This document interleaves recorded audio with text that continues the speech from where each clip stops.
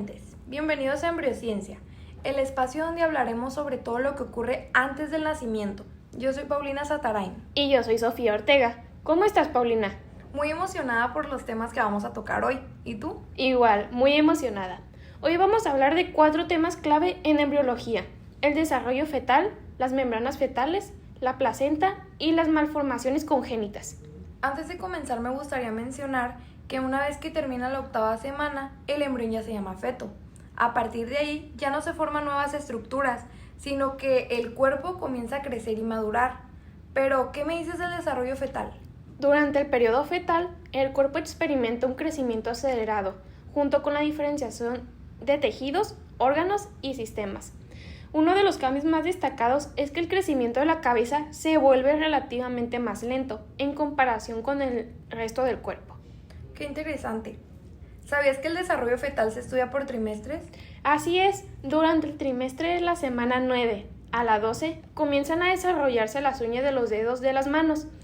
Hacia el final de este trimestre, los genitales ya pueden diferenciarse entre femeninos y masculinos. Me llama mucho la atención que en el trimestre de la semana 13 a la 16, las uñas de los dedos de los pies también se desarrollan, al igual que los miembros. ¡Qué interesante! Pero un dato curioso que llamó mi atención es que a partir de la semana 18, la madre ya puede percibir los movimientos del feto, y en la semana 20 es visible el vello de la cabeza y el cuerpo. Eso es increíble.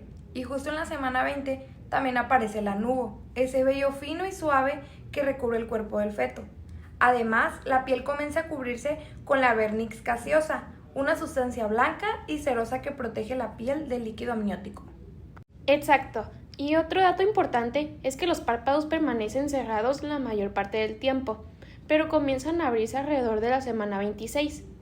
Justo en ese momento, el sistema respiratorio ya está lo suficientemente desarrollado como para que el feto pueda sobrevivir fuera del útero, en caso de un parto prematuro.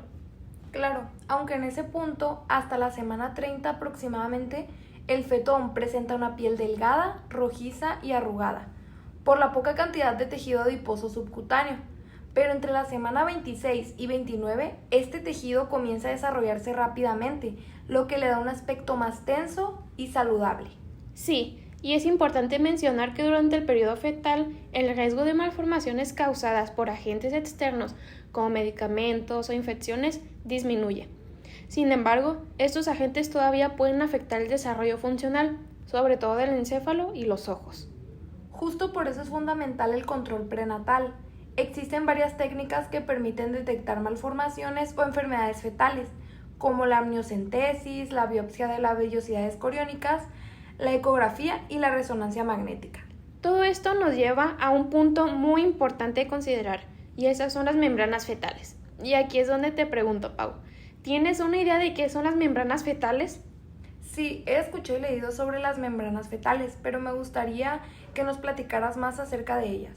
Perfecto. Para comenzar, ¿qué son las membranas fetales?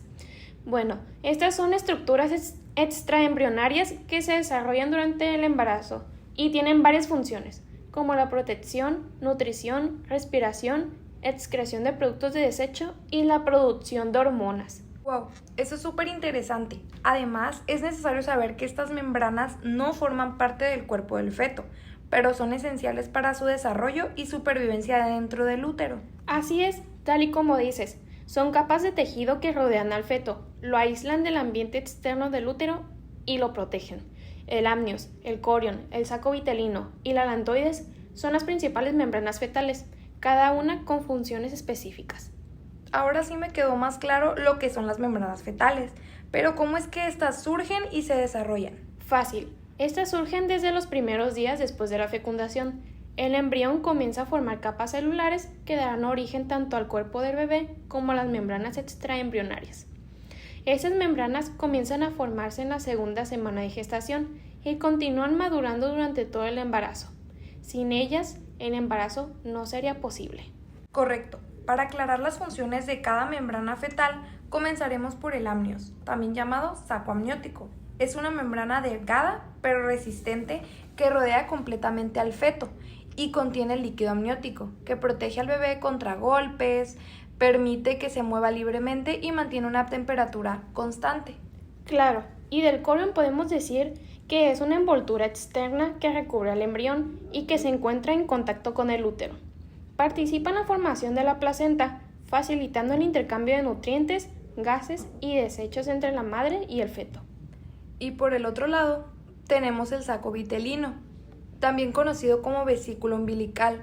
Es una estructura embrionaria con forma de saco o bolsa adjunta al embrión que aparece en las primeras semanas de gestación y que es visible durante las primeras ecografías. Así es, y finalmente el alantoides. Es una estructura extraembrionaria que contribuye al desarrollo del cordón umbilical y ayuda en la formación de vasos sanguíneos que conectan al embrión con la placenta. Justamente hablando de conexiones, eso nos lleva al siguiente tema, la placenta, uno de los órganos más fascinantes del embarazo. Totalmente de acuerdo contigo. La placenta es una estructura temporal, pero sumamente vital, que se forma a partir del trofoblasto y el tejido uterino materno. Su función principal es facilitar el intercambio de nutrientes, oxígeno y desechos de manera materno-fetal.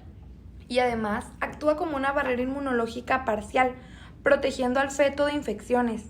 También se encarga de producir hormonas clave como la gonadotropina coriónica humana, la progesterona y los estrógenos, indispensables para sostener el embarazo. Algo que me parece fascinante es que la placenta también transporta anticuerpos maternos, especialmente inmunoglobulina G, que ayudan a fortalecer al bebé después del nacimiento, hasta que su propio sistema inmune se fortalezca. ¿Y sabías que la placenta tiene una vida útil? Al final del embarazo comienza a envejecer, lo que puede afectar su capacidad de intercambio. Por eso es tan importante monitorear su estado en las últimas semanas. Sí, y cuando el bebé nace, la placenta también se expulsa. A este proceso se le llama alumbramiento y ocurre durante la tercera etapa del parto. Muchas veces se le llama la segunda vida del bebé porque fue su sostén principal durante toda la gestación. Me encanta cómo un órgano temporal puede tener un rol tan complejo y esencial. Sin duda, la placenta es uno de los grandes protagonistas del embarazo. Completamente de acuerdo. Y ahora que ya entendimos cómo funciona este órgano maravilloso, vamos a hablar sobre otro aspecto importante que debemos considerar. Y estas son las malformaciones congénitas. Un tema que también es clave para comprender los desafíos del desarrollo prenatal. Claro, y para ponernos en contexto, hablemos sobre la teratología. Ustedes se preguntarán, ¿qué es? Pues es la rama de la embriología y la anatomía patológica que estudia la producción, la anatomía del desarrollo y la clasificación de los embriones y fetos malformados. Y un concepto fundamental en teratología postula que ciertas fases del desarrollo embrionario son más vulnerables a alteraciones que otras. Además que existen 4 tipos clínicamente significativos de malformaciones congénitas: malformación, disrupción, deformación y displasia. Estas alteraciones son productos de factores genéticos como alteraciones cromosómicas, ambientales, como medicamentos y virus, o por herencia multifactorial, factores genéticos y ambientales, que actúan de manera conjunta. Cabe mencionar que entre el 50 y el 60% de las malformaciones congénitas carecen de etiología conocida. Por ejemplo, algunos de los factores son infecciones durante el embarazo, como la rubiola o el Zika. También el consumo de alcohol, tabaco, drogas o ciertos medicamentos. Incluso deficiencias nutricionales, como falta de ácido fólico. Entonces no todo es culpa de los genes. Exacto, aunque hay síndromes genéticos como el de Down que sí tienen origen cromosómico. Pero hay otras condiciones, como el labio leporino y el paladar hendido aislado, que pueden tener múltiples causas, comúnmente por herencia multifactorial. Claro, estuve investigando y encontré que entre el 20 a 25% de las malformaciones son por causas de herencia multifactorial, del 6 al 7% por alteraciones cromosómicas, del 7 al 8% por genes mutantes y del 7 al 10% por agentes ambientales. ¡Wow! Eso es bastante, pero se pueden prevenir tomando ácido fólico antes y durante el embarazo, porque ayuda a prevenir defectos del tubo neural como la espina bífida. También es clave evitar sustancias tóxicas y vacunarse antes del embarazo. En lo correcto, querida amiga. Y dime, ¿has escuchado el síndrome de Angelman? Claro, es un síndrome genético raro. Los niños con Angelman tienen retraso severo del desarrollo, problemas para hablar, pero ríen mucho. Son súper sociables y tienen un andar curioso, por eso lo apodaron el síndrome del niño feliz. Qué tierno, pero se escucha complejo de manejar. Totalmente. Hay síndromes más serios como el síndrome de Edwards o trisomía 18, que suele ser letal antes del primer año de vida. Otro ejemplo sería el síndrome de Turner. Ese solo afecta a niñas. Les falta total o parcialmente un cromosoma X. Suelen ser de baja estatura, pueden tener infertilidad y algunas alteraciones cardíacas o renales, pero con tratamiento muchas llevan vidas plenas.